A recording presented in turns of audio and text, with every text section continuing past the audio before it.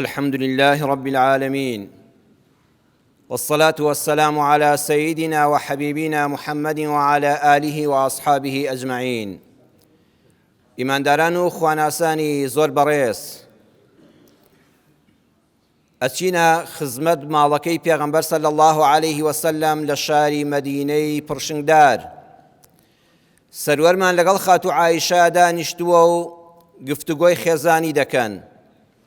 میوانێک لە دەرگا دەدا و داوای هاتنە ژوورەوە و بە خزمەت گەیشتنی ڕەسوول الله دەکا صلی الله عليه وسلم. ڕێگەی پێدەدرێ و دەچێتە ژوورەوە. ئەو پیاوە خەمێکی بە نێو چاوانەوە دیارە. پێغەمبەری ئەکرەم صلی الله عليه وسلم خەمخۆری هەمووان لێی دەپرسێ بە ڕوخسارتەوە دیارە کێشەیەکت هەبێ، گرفتاریەکت هەبێ، با بزانین گرفتاری ئەم پیاوە چییە و چه مشکیلەیەکی هەیە لەم کاتەیە ڕووی کردووەتە ماڵی پێغەمبەر صلی الله عليه وسلم. ئەڵێ بەڵێ ئەی پێغەمبەری خوا دڵنیا بەوایە ئێستا دڵی خۆمت بۆ دەکەمەوە. وەڵڵاهی ئەی پێغەمبەری خوا صلی الله عليه وسلم دڵنیا بە من تۆم لە خۆم خۆشتر دەوێ. نەفسی ئینسان زۆر خۆشەویستە، بەڵام دڵنیا بە ئەی ڕەسوول الله من تۆم لە خۆم خۆشتر دەوێ. وەڵڵاهی مناڵم هەیە، کوڕێکم هەیە، لە تاقە کوڕەکەم زیاتر تۆم خۆش دەوێ. ئەی پێغەمبەری خوا صلی الله عليه وسلم ئینی لا ئەکون فی البەیتی، زۆر جار کە دەڕۆمەوە بۆ سەری شوکار و ناو ماڵ و منداڵم لە ماڵی خۆمدان فەئەذکوڕەک، یادی تۆ دەکەم و بیری تۆم دەکەوێتەوە. فما أصبر حتى آتي فأنظر إليك، ئارام ناگرم لە ناو ماڵ و منداڵەکەمدا لەسەر کار و کاسپیەکەم، مشتاقی و بینینی تۆ وام لێ دەکا، ئیسراحەت ناکەم تا نەیەم ڕوبەڕوو چاوم بە نووری نێو چاوانن نەکەوێ. فإذا ذكرت موتي وموتك، کێشەکەم لە ئێرەدایە. کاتێک کەوا بیری مردن دەکەمەوە، دایمە بیرمە کە ئێمە هەموومان میوانین لەم دنیادا و بەجێ دێڵین، کە بیری مردنی خۆم و تۆ دەکەمەوە. لەو کاتەدا دەزانم عرفت أنك إذا دخلت الجنة رفعت مع النبيين وإني إذا دخلت الجنة، بیر دەکەمەوە کاتێک کە تۆ چوویتە بەهەشتۆ بەرز دەکرێیتەوە لەگەڵ پێغەمبەراندا بۆ پلا بەرزەکانی بەهەشت و هەرە سەرەوە. بەڵام من ئەگە بچمە بەهەشتەوە بە لوتفی خوای پەروەردگار خەشیت ئەللا ئەراک، بەس کێشەکەم ئەم دێڕەیە، خەشیت ئەللا ئەراک. ئەگەر چوومە بەهەشتەوە خەمی ئەوەمە تۆ لە مەقامی پێغەمبەرانی بەرەو ژوور سەرودای، منیش خوازانێ دەکەمە چوپلەیەکی بەهەشت و لە خوارەوەم، دڵنیام ناگەم بە پلەی پێغەمبەران و بە تۆ، بەس خەمی ئەوەمە لە قیامەتە تۆ نەبینم لە بەهەشتا. سبحان الله، لەو خۆشەویستیە خەمی ئەوەیەتی لە بەهەشتا کە ئەوەی دڵ بیخوازێتیایەتی بە نەسی قورئان، بەڵام خەمی ئەوەمە ئەی ڕەسوول الله لەوێ تۆ نەبینم. جا چ تامێک لە بەهەشت و خۆشیەکانی بکەم ئەگەر ڕوخساری تۆم ڕۆژانە چاو پێ نەکەوێ. چەند خۆش بوو ئەم میلەتەی ئێمەش هەموو خەم و مەراقی قیامەت بوو، بە نەبوونی و بە دەستقڵشاوی خەڵکانی ئێمە لە شار و لە گوندا بەس ئاواتیانەوە بوو خوا لە ڕۆژی قیامەتە لە چاو پێکەوتنی خۆت و پێغەمبەرەکەت بێ بەشم نەکەی. پێغەمبەر صلی الله عليه وسلم هیچ ناڵێ، هیچ وڵامێکی بۆ ئەم پیاوە پێ نییە، بڵێ خەمت نەبێ لەوێش دەتبین و بەیەکەوە دەبین. کە گەیشتە سەر باسی قیامەت هیچ مرۆڤێک مافی ئەوەی نییە قسەی خۆی تێدا بکە، عالمی غەیبە، ئەبێ بەس خوا خۆی قسەی تێدا بکات، چونکە هەر خوا خۆی دەزانێت لە دوای مردنەوە لە بەهەشت و دۆزەخا چی ڕوودەدا. پێغەمبەر صلی الله عليه وسلم لە شوێنی خۆیان بێدەنگ دەبێ، ئەو پیاوە خەمبارەش دانیشتووە، سبحان الله لە عەرشی عەزیمەوە دەست بەجێ جوبریلی ئەمین دێتە خوارەوە، دڵی ئەو پیاوە و هەموو ئومەتی ئیسلام دەداتەوە. ومن يطع الله والرسول فأولئك مع الذين أنعم الله عليهم من النبيين والصديقين والشهداء والصالحين وحسن أولئك رفيقا. سورة النساء آية 69. صحابة دەفەرمون هیچ ئاەتێک بەقەدەر ئەمە دڵی ئێمەی خۆش نەکرد. خۆی پەروەردگار دەفەرمێ هەر کەسێ لەم دنیایەدا لەسەر ڕێبازی ئیسلام بێ و گوێڕایەڵی خوا و پێغەمبەری خوا بێ صلی الله عليه وسلم. با دڵنیا بێ لە ڕۆژی قیامەتا خوای پەروەردگار 4 تاقمی هەن کە چاکەی لەگەڵ کردوون، ئەوانە هەڵبژێردراوی خوای پەروەردگارن. پێغەمبەران، صدیقان و ڕازگۆیان، شەهیدان،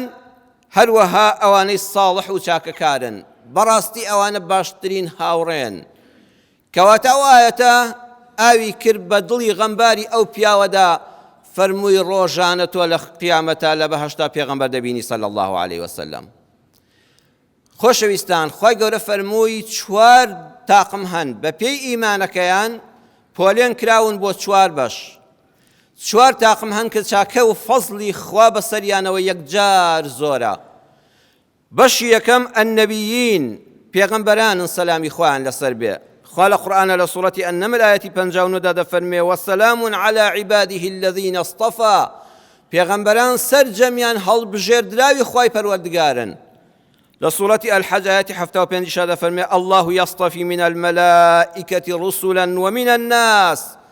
خەڵکی نەخوا لەناو فریشتەکاندا هەندێکی هەڵبژاردوون، چۆن گەورەی هەموو فریشتان جوبریلی ئەمینە کە وەحی دێنێ. دواتر میکالە، ئینجا ئیسرافیل، ئەوانەی کە قورئان ناوی هێناون، ئەوانەی کە فەرموودە ناوی هێناون، ئەوانە پێغەمبەرانی ناو فریشتان. ومن الناس، لەناو تێگڕای خەڵکیشدا لە هەر سەردەمێکە خوای گەورە پێغەمبەرێکی هەڵبژاردووە. ئەو پێغەمبەرانە بەڕێزان هەڵبژاردەی ناو هەموو قەومەکانی خۆیان بوون. محەممەدی مستەفا صلی الله عليه وسلم خاتەمی ئەنبیا و مرسەلین هەڵبژاردەی ناو هەموو مرۆڤایەتی بووە، لە ئادەمەوە حتا کۆتایی بەشەر کەسێکی کەی وەکو محەممەد صلی الله عليه وسلم دروست نابێتەوە و خوا لەناو هەموو مەخلوقاتە هەڵی بژارد. هەموو پێغەمبەران سەلامی خۆیان لەسەر بێ بە بێجیاوازی چاکترین قەومی خۆیان بوون لە ڕووی جەستەوە، حتا بڵێ جوان بوون، هیچ کەسێک نییە بتوانێت لە پێغەمبەرێک زەڕێک نوقسانی جەستەی بدۆزێتەوە. هەموو پێغەمبەران لە ڕوحا پاکترین ڕوحیان هەبووە، بۆیە ئامادەی نازڵبوونی وەحی هەبووە لە سەدڵ و دەرونیان. هەمویان لە ڕووی عەقڵەوە کامڵترین بوون، زەڕێک نوقسانی عەقڵیان لە هیچ شوێنێکان نەبووە. دەرونیان وەکو دەریاوە بووە تەحەمولی ئەو هەموو ئازاری کردووە کە لە پێغەمبەرایەتیە هاتووەتە ڕێگایان. ئاکار و ڕەوشتیان لە قیمە و لووتکەدا بووە. هیچ پێغەمبەرێک نییە کەسێ بتوانێت لە ژیان و دوای مردنی خۆیدا یەک نقطە زوعفی ئاکار و ئەخلاقی لێ بدۆزێتەوە، نەچ پێش پێغەمبەرایەتی نە دوای پێغەمبەرایەتی. بەڵام ئەم بابەتە ئەنەبیین بە محەممەدی مستەفا صلی الله عليه وسلم وەرکرا، تەواو هیچ کەسی تر پێغەمبەرایەتی کۆتایی پێهات. پلەی دوای پێغەمبەران ئەسسیدیقین، ئەوانەی ئەو پەڕی بەڕازدانەرن بۆ پەیامی خوا. الصديقين يعني أو پەڕی بەڕازدانەرن بۆ پەیامی خوای پەروەردگار. ئایا من و تۆ دەتوانین لە الصديقين خۆمان تۆمارکەین؟ با بچینە خزمەت قورئان. خوای پەروەردگار لە سوورەتی الحەدید ئایەتی 19 الله لەو مژدەیە بۆ هەری یەک بە یەکمان. یەک ئایەتە دەفەرمێ والذين آمنوا بالله ورسله أولئك هم الصديقون. هەر کەسێک ئەو پەڕی دڵنیایی هەبێ لە ئیمان هێنان بە ئەڵڵادا و ئیمانی بە سەرجەم پێغەمبەرانی خوا هەبێ بەبێ جیاوازی، ئەوانە پلەی صدیقین وەردەگرن لە هەر زەمان و زەمینێکا بن. خاڵی یەکەمی ئەوانە ئەوەیە هەرچی دەبینن گەورەی خوای تێدا دەبینن. ئەو کەسانی کە دەگەنە پلەی الصدیقین کە پلەکان لە دوای پێغەمبەرانە لە ئیمان و لە هەڵبژاردە و ڕەحمەتی خوا بەسەریاندا، ئەوەیە چاویان بە هەر شتێک دەکەوێ یەکسەر گەورەیەتی خوای تێدا دەبینن. خەڵکی تر چێژی چاو وەردەگرێ بێ ئاگایە، ئەڵێ ئەوە سروشتیە، ئەوە دیاردەی سروشتیە، ئەوە زانست دۆزیەوە، ئەوە دایهێنا. ئەم ئیماندارانە ئەوەندە لەگەڵ پەروەردگاری خۆیانە تێکەڵاون، هەرچی دەبینن لە گوڵێکەوە لە چڵەجیایەکەوە، لە دڵۆ پێبارانەوە، لە گەرما و تیشکی خۆر و ئەستێرەکانی ئاسمانەوە یەکسەر لە ناخیداوە دڵن سوبحان الله، پاکی و وێگەردی و گەورەی هەر بۆ تۆیە یا الله. لە هەموو شتێکا خوا ببینە. جار هەیە یەک جار دەڵی سوبحان الله، بە هەزار سوبحان الله خەڵکی تر هەیە، ئەوەندە لە ناخەوە دەڵێ سوبحان الله. خاڵی دومیان ئەوەندە لەگەڵ پەروەردگاریان تێکەڵاون، هەرچی دەبین و هەیەنە و لەزەتی لێوە دەگرن، الحەمدوللایەکی بەسەرا دەکەن، خوایە سوپاس بۆ تۆ. فما بكم من نعمة فمن الله. هەرچی هەتانە خەڵکینە هەمووی هی خوایە. ئەم ئینسانە کاتێک کە دەڵێ چۆنی یەکسەر ناڵێ وڵا باشم ئەلحەمدولیلا سوپاس بۆ خوا، یەکسەر دەیگەڕێتەوە بۆ خوا کە تەندروست باشم هەری خوایە، ئەگە خانوم هەیە هەری خوایە، ئەگەر لە کەسابەتە نازیحم ئەلحەمدولیلا خوایە هەری تۆیە نەگازایەتی تو خۆم، ئەگە قوتابیەکە و لە خوێندن و پلەکانی زانستیدا سەرکەوتووە یەکسەر پێش هەموو شتێک ناڵە جوهد و شەون و خونی خۆم بوو دەڵێ ئەلحەمدولیلا خوایە هەمووی فەزلی تۆ بوو بەسەرمەوە. ئەمانە پلەی سدیقینیان هەیە لە هەموو شتێکە بەس ئەڵڵا خوایە هەرچی هەیە بەخششی تۆیە، هیچی ئازایەتی من نییە هەموو فەزلی تۆیە بەسەرمەوە. خۆت بخەوە ئاستەوە خۆشەویستم. خاڵی سێمیان خوا چی فەرمووە لەو قورئانەدا بۆ عیبادەت؟ خوا فەرمووی نوێش بکە، خوا فەرمووی ڕۆژوو بگرە، زەکات بدە، حەج بکە، سەدەقات بکە. ئەم ناڵێ خوایە بۆ ئەرێ بۆ بەیانیان زوواستم نوێش بکەم، حکمەتی زانستیم ناوێ زانست چی کتۆ فڵان کەس چی وتووە، مادام ئەڵڵا فەرمووی تەواوە خوایە بەس ئەمری تۆی لە قورئانە لەسەر بێ لەسەر سەر و سەر چاوانم. ئامنوا بالله ئەوەندە ئیمانەکەی بەخوا بەهێزە. پاشان هەرچی پێغەمبەران سەلامی خوایان لەسەر بێت لە قورئانە هاتووە باس کراوە یەکسەر ئیمانی پێیەتی لە ناخی دڵەوە. ڕۆژە لە ڕۆژان ئەم ئینسانە تا دەمرێ زەڕەیەک گومانی بەرامبەر بە بوونی خوا بوونی پێغەمبەران و قیامەت بە دڵانە هاتووە. ئەسسدیقین ئەو پەڕی ڕاستگۆیانە پەیامی خۆیان تەصدیق کردووە. ئەمانە لەگەڵ قورئانە دەوەستن. وەکو ئیمامی عومەر كان عمر وقافا عند كتاب الله. إمام عمر قسەی لە قسەی خەڵکا دەکردەوە، هەر کەسێ قسەیەکی بکردا تەسلیمی نەدەبوو کە ئاەتی خوای بۆ دەخوێندراوە دەیانگوت آخر عمر خوا لەم شوێنە لە قورئانەوە دەفەرمێ. ئیمامی عمر دەستەکانی شل دەبوون و دەمی دادەخست دەیفەرمووت تەواو کە گەیشتە قورئان تەواو قسەت تەواو دەبێ. ئینسانی ئیمانداری صدیق ئەوەیە کە وتیان خوا وا دەفەرمێ،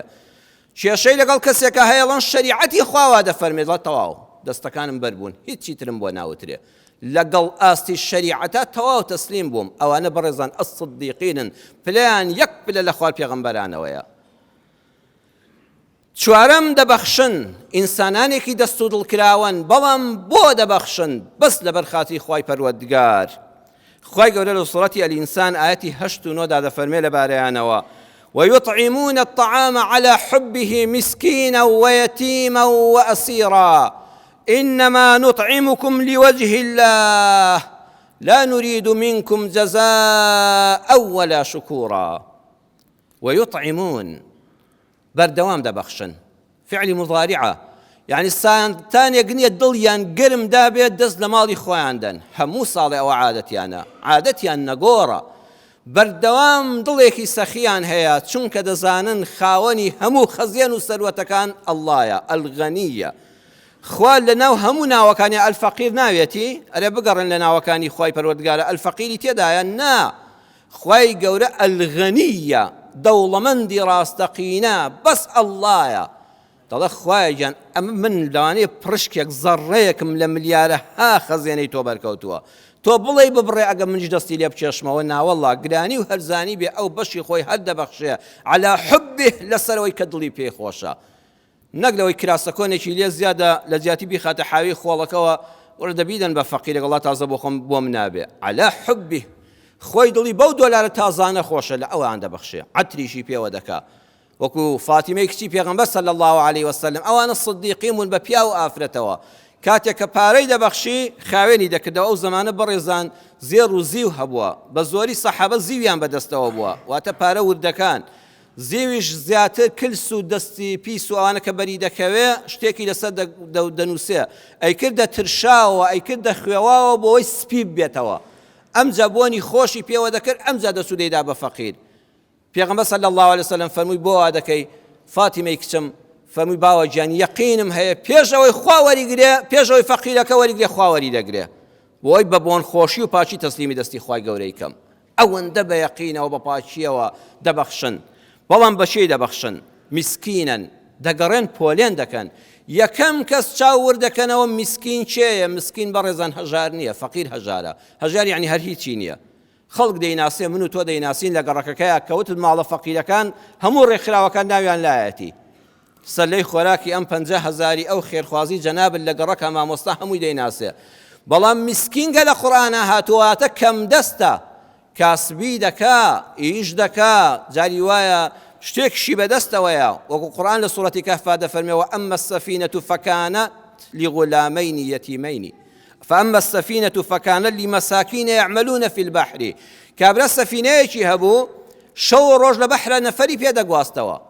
بەڵام خوا دەفەرمێ هەژار و کەم دەست بوو منداڵەکانی زۆر بوون مەسرەفی زۆرتر بوو لە داهاتی پێڕانەدەگەی پیاوێکی ئەوەندە بە عیززەتیش بوو ڕووی نەدەهات ڕوو لە دەرگای هیچ کەسێک کە يحسبهم الجاهل أغنياء من التعفف والله منو تو دمان بيني وما دزاني دولة من دي قاركا وما دزاني هبوا لا يلحفون لا يسألون الناس إلحافا قد بزور دوان لخلق ندكر تلفون بو أم دولة من دو شو أو كومبانيا سرب مالي أو رخراوا كو بقربان تام فريام كونو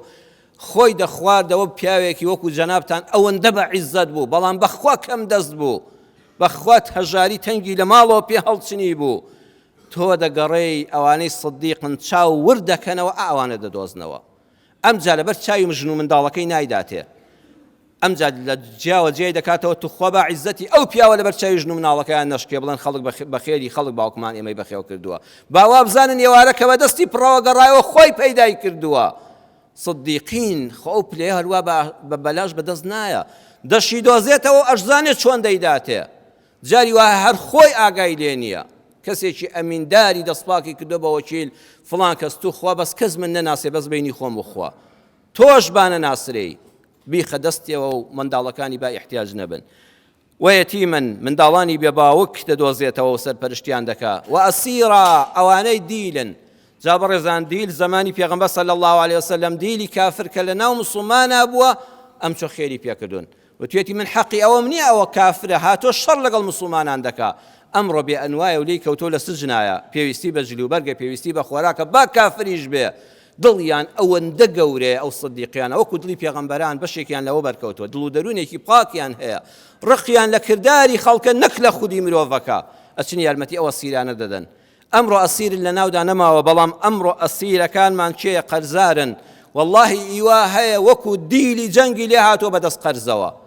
پیاوێکی بە شەخسیەت بەڕێز بۆ سەیران و سەفا قەرزی نەکردەوە بۆ تاقم خەنەفە گۆڕینی ماڵ و ئەمانە سیارە گۆڕین قەرزی نەکردووە جار هەیە بۆ نەخۆشی خێزانەکەی قەرزارە بۆ نەخۆشی منداڵەکەی قەرزارە بۆ مەکتەبی زانکۆی کوڕەکەی فەقیرە قەرزارە هەوڵی شەو ڕۆژیش دەدا پێڕاناگا لە ڕووی نایە چۆن بچێتە بەردەمی دوکاندارەکان ئەم سدیقینە کە پلیان زۆر بەرزە لای خوا بەبێ ئەوەی هەز بەخۆی بکات دەچێت لە دوکانەکەی قەرزەکەی بۆ ئەداتەوە ئەڵە کاکە قەرزی فڵان کەس ڕەش کرایەوە تەلەفۆنێکی بۆ بکە قەرزەکەت تەواو بوو مەژڵێکیە بۆی داویتەوە با بەس مەمنونی خۆی پەروەردگار بێ لە قەرزاری ڕزگاریکە هەیە قەرزاری خوێندنە ئێمە ئەم هەموو خوێندکارەمان هەیە لە ئامادەیەکانەوە حتا دەگاتە پەیمانگا و زانکۆ والله ئیش دەکەن بەڕێزم بەڵام لەگەڵ خوێندنەکە چۆن ئیش بکە دوو مانگی هەیە فریاناکەوە ئیشی پێویستی لەو دوو سێ مانگەیە دەست ناکەوێ دەستان پێیانەوە بێ ئەزانی دوای ئەوە بوو بە هەر شتێک بوو بە دکتۆر بوو بە ئەندازیار بوو بە پارێزەر و حاکم بوو بە مامۆستای پەروەردەکاری منداڵەکانمان حتا قیامەت ئەی دەوڵەمەند تۆ لە خێری ئەوە بەشداری کەمێکت بەخشیوە بەڵام ئەوە سوالکەر نییە ئەوە دیلی خوێندنەکەیەتی حتا تەواوی دەکات دەستت پێوەی بێ بەخوا باشترین سەدەقە لەم سەردەمەدا بۆ ئەو تەلەبانەیە کە لە داخیلیەکاندا کوڕە هەژار و کوڕە فەقیرن کە بە زیرەکن لە ڕووی عەقڵی و مێشکەوە بەڵام لە ماڵەوە هەژارن باوکیان پێیان ڕاناگە دەبێت دەستی تۆیان پێوە بێ ئەمانە بۆ دەبەخشن ئینەما نوطعیمکم لیوەجهی الله خەڵکی کەشەیە وەکو ئەوان بەخشیوێتی ناگاتەوە پلە بۆ چونکە ئەم سیفەتەی تێدانی إنما نطعمكم لوجه الله وحصر خوايا تنها وتنها لبناي رزامندي توداد بخشين لوجه الله لا نريد منكم جزاء ولا شكورا خوايا إما لو كساني كبيان دبخشين دوشت من شاورينيا جزاء يعني جزاء ماليا بوي يارمتي فلان كسم ندا والروجي إيشم بي ببيا روجي هاو كاريم بكا روجي إيشم بو بكا روجي للام نروا نا ولا شكورا نامەوێ خوای پەروەردگار بە قسەش گوێم لێ بێ بڵێ سوپاست دەکەم هەر سوپاسێکیشم ناوێ هەر نامەوێت لەو شوێنەدا دوعای خێریشم بۆ بکە بزانێ منم خوایە هەمووی بۆ تۆ یعنی بینی خۆیان و خوایان لە بەخشندەیەدا ئەسدیقین ئەوەندە پاک کردوێتەوە غەیری خوایەکی تر نابینن والله ئەو کاتە بەڕێزەکەم خەڵک هەیە زۆری بە مادە و بەبڕ بە چەندێتی بەخشیوە بەڵام ناگەنە کەمێکی ئەم سدیقینە بۆ ئەوەندە بە ناخێکی پاکەوە بەخشیویانە ئێستا جەنابەت خۆزگە دەخوازی دەڵێ وەڵڵاهی من لەوە چەند سەد هەزارێکم هەبێ باشە چۆن بگەمە ئەو پلەیە بەس بە ئیخلاس و دڵسۆزی بەینی خۆت و خوا جار هەیە 1,000 دەبەخشی بڵێ خوایە لە پێناوی تۆدایە بەو ئیخلاسەوە عەتری ئیخلاسی بەسەراکە خوا هێندەت بۆ گەورە دەکا لە بیری ئەو کەسەش ناچێتەوە کە یارمەتیت داوە بەردەوام دوعای خێرت بۆ دەکا کۆتایی وتارەکەم یەک بەسەرهاتی ڕاستەقینەتان بۆ باز دەکەم کە ئێستا نووسەری ئەو بەسەرهاتە خۆی لە ژیاندایە ئەو پیاوەش مامۆستای بانگخواز و نووسەری ئیسلامی مامۆستا عەلی بن جابری الفیفی عەلی بن جابری الفیفی کتێبێکی زۆر بە نرخ و جوانی هەیە سیوار و ئومی ئەم کتێبە لە کتێبخانەی کوردیشدا وەرجێڕاوە بۆ زمانی کوردی بە ناوی بازنەکەی دایکم کە مامۆستای بەتوانا و وەرجێڕی بەتوانا مامۆستا ئاودێر ئەحمەد قەمتەرانی کردوویەتی بە کوردی بە ناوی بازنەکەی دایکم لە لاپەڕەی سێنزەدا ڕێک لاپەڕەکەشتان پێ دەڵم بیخوێننەوە لە لاپەڕەی سێنزەیە عەلی جابر الفەیفی نووسەری بەناوبانگی ئەمڕۆی جیهانی ئیسلامی کە کتێبەکانی زۆر بە نرخ و بۆ زمانەکانی جیهان وەرجێڕراون باسی خۆیمان بۆ دەکا ئەڵە بەڕێزان من ساڵی 1404 کۆچی یعنی 1984 خۆمان ساڵی 1984 خۆمان 28 ساڵ لەمەوبەر قوتابخانەیەکی سەرەتایی بووم لە شاری تەبوک لە سعودیا ئەو کاتە واتە دیاری موادی 74 وانە بۆ تەمەنم 10 ساڵێک دەبوو بەڵام بەڕاستی ژیانمان تاڵ بوو لەگەڵ دایکما من هێشتا وەکو خەون باوکم دەهاتە بەرچاو کە بەجێ هێشتین و باوکم مرد دایکم بە بێوەژن کۆشی لەسەر من دانیشت جا هەیە کە دەمرێ باشە منداڵەکانی بە دەوڵەمەندی بەجێ دێڵێ بەڵام دایکم بەس دڵی دەوڵەمەند بوو ماڵێکی ڕش و ڕوت و هەژارمان هەبوو هەموو ڕۆژێکە دەچوومە مەکتەب ئەوانەی کە لەگەڵ مابوون ئەو کاتە خوێندن وەکو ئێستا نەبووە حکومەت هەمووی بکا بە ئەهلی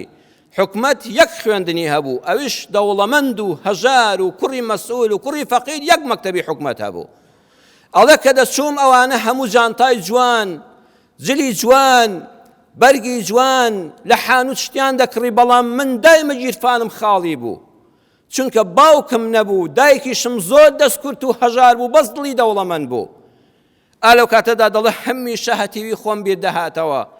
بەزەیم بە خۆمدا دەهاتەوە و لەبەر خۆمەوە دەمگوت کە باوکم مرد ڕما قەڵای ژیانی من خەونی مناڵیم بەسەر چوو هات پاییز و خەزانی من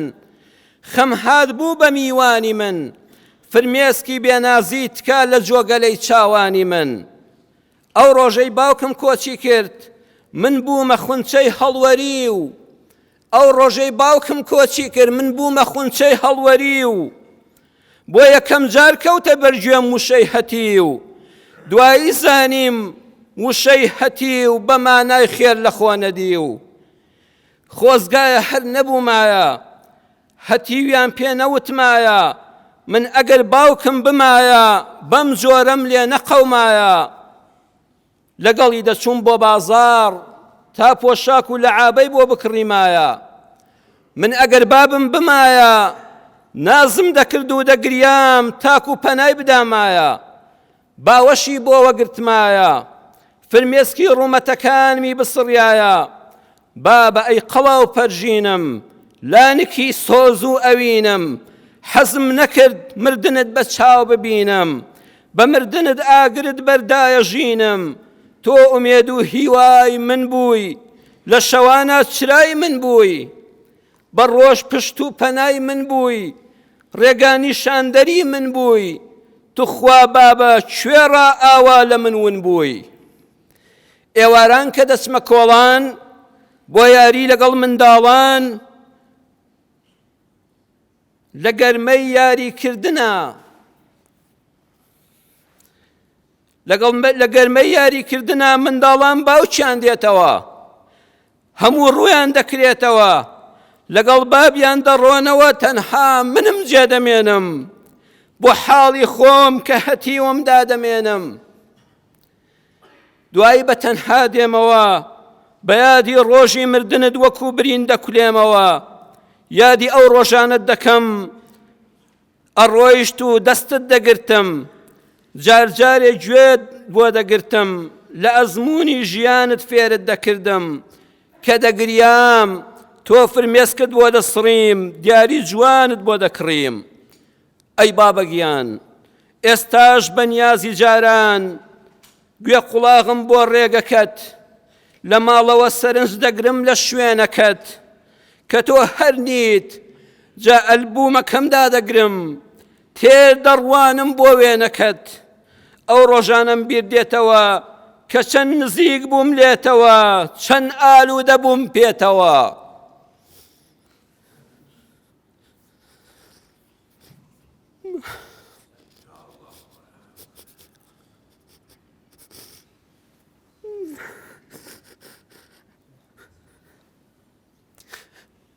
علی جابر الفیفی دەفەرمێ هەموو ڕۆژە برینەکانی هەتیویم لە قوتابخانە دەکولانەوە کاتێکی جیفانێکی خاڵی چایەکی سارد و پسکیتێکی وشک دایکم دەیناردم بۆ مەکتەب ڕۆژێکیان عەبدوڵڵا قاسمی هاوڕێم کە هاوپۆل بووین و لە تەنیشمەوە بوو لە ناو جانتا جوانەکەیدا جانتاکەی کردەوە و جانتاکەی مریش جوێنیەک بوو لە جیاتی جانتای مەکتەب دایکم بەدەست بۆی چنی بووم کە کردەوە لە فەیەکی دەرێنا بابۆڵەیەک بوو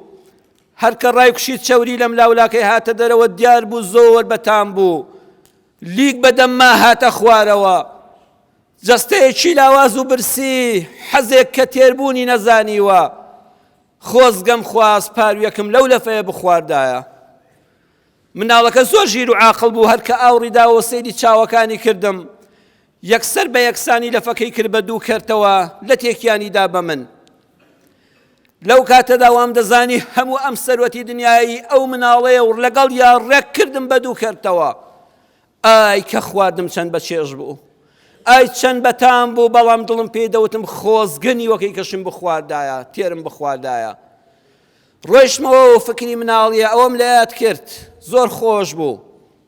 بەڵام ڕۆژی دواتریان کە هاتمەوە بۆ قوتابخانە جانتاکەی کردەوە ئەو مناڵە عاقڵ و ژیرە لە پەروەردەی ماڵێکی وەکو جەنابتان خانەدان و موسڵمانە پەروەردە کرابوو ئەم جارە بەڕووی خۆش و زەردەخەنەوە پێیوتم وەرە عەلی دوو لەفەم پێیە دایکم دانەیەکی بە تایبەت بۆ تۆ ناردووە هی خۆی بۆ خۆی خوارد و دانەیەکیش بۆ من بەبێ جیاوازی شتیان تێکرا بوو ئەو خۆشیەم دایکی کە منی نەبینی بوو لەی هێش کۆتایی پێ بێ هەموو ڕۆژێ لەگەڵ کوڕەکەی خۆیدا لەفەیەکی بۆ دەناردم تا ساڵ تەواو بوو بەڕێزان ساڵی 2019 و کتێبەی نووسیوە 35 ساڵ بەسەر بەخشینی لەفەیەکە بابۆڵەیەکە لە مەکتەبە بەسەریا تێپەڕیوە ئەڵە سوێن بەخوا نەدایکی ئەو کوڕەم بینی نەدەزانم ناوی چییە نە ئەویش ڕۆژە لە ڕۆژان چاوی بە من کەوت و زانی باوکم چێیە و چۆن نەماوە و بەس دەیزانی هەتی و بێ باوکم نەچاوی بە ناچاوم کەوت نەچاوم بە چاوی کەوت نە یەکترمان بینی و نەناوم زانی بەڵام قەسەم بە ئەڵڵا 35 ساڵە دوعای خێری بۆ دەکەم دوای هەموو نوێژێک 35 ساڵ لەو کتێبەشە هەرگیز لە یادی ناکەم ئەو ئافرەتە میهرەبانەی بە بابۆڵەیەک بەڵام بە ئیخلاس بەڕێزان ئەرزم کردن کەمێک دەتوانی ببەخشی بەڵام بە ئاوی ئیخلاس و دڵسۆزی لە بینی خۆت و خوادا خوا هێندەی گەورە دەکا دوای هەموو نوێژێک مەلایکەتێک لەسەر شانەکانی دەڵێ یا ڕەبی خوای گەورە لەو ئافرەتە خۆش بێ دەبزانە خوا چیت بۆ دەکا ئەوە پلەی ئەسڵدیقینە بەڕێزان ئەوە پلەیەکە بە ئیمان و بە ئیخلاس بۆ خوای پەروەردگار بەدەست دێ لە وتاری داهاتوودا ئینشاءڵڵا لە خزمەتتاندا دەبم ئەگە تەمەەن باقی بێ لە مانگی پڕبەرەکەتی ڕەمەزانە لەگەڵ سەرداری سدیقین ئیمامی ئەبوو بەکرا کە سەر قافڵەکەیەتی و بە ناوی خۆمانی تێدا تۆمار بکەین یا ڕەبی خوا ڕەحممان پێ بکەی یا ڕەبی خوای پەروەردگار لە ڕۆژی قیامەتە لە چاو پێکەوتنی خۆت و پێغەمبەرەکەت بێ بەشمان نەکەی خوایە ئەو ئاواتەمان بێنیە جێل بە چاوی خۆمان ڕەسوول الله ببینین لە بەهەشتا یا ڕەبی خوای پەروەردگار پلەی ئەسڵدیقینمان پێ ببەخشی خوایە پلەی ئەسڵدیقینمان پێ ببەخشی لەو کاروانەدا بتوانین ناومان تۆمارکەین یا ئەڵڵا ئەوەی نەخۆشە خوایە شیفای بەخێری بۆ بنێری ئەوەی نەخۆشە خوایە شیفای بەخێری بۆ بنێری ئەوەی دڵبەخەمە خوایە دڵخۆشی کەی ئەوەی یارمەتی موسڵمانان دەدا خوایە یارمەتی بدەی ئەوەی دەستکرد و هەژار و بێباوک و نازدارە خوایە دەرگای ڕزق و ڕۆزی لێ بکەیتەوە خوایە ڕەحم بە حاڵی هەموو لایەکمان بکەی آمين آمين والحمد لله رب العالمين.